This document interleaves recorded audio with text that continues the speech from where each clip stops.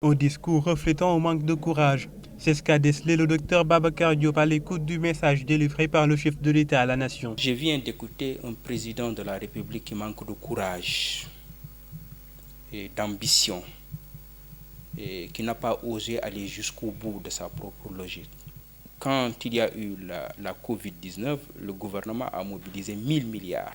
Cet argent a servi à enrichir des hommes d'affaires et à enrichir des hommes politiques.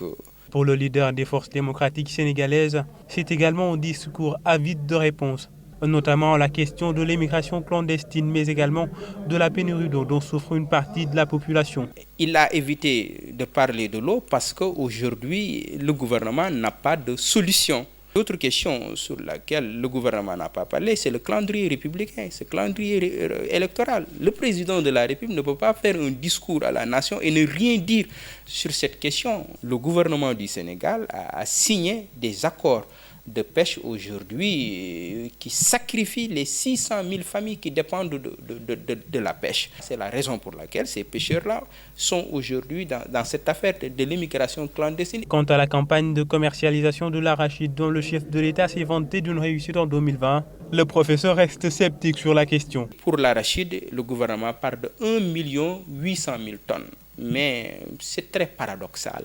Comment vous pouvez avoir une production de 1 800 000 tonnes, alors que toutes les usines, par exemple, sont à l'arrêt.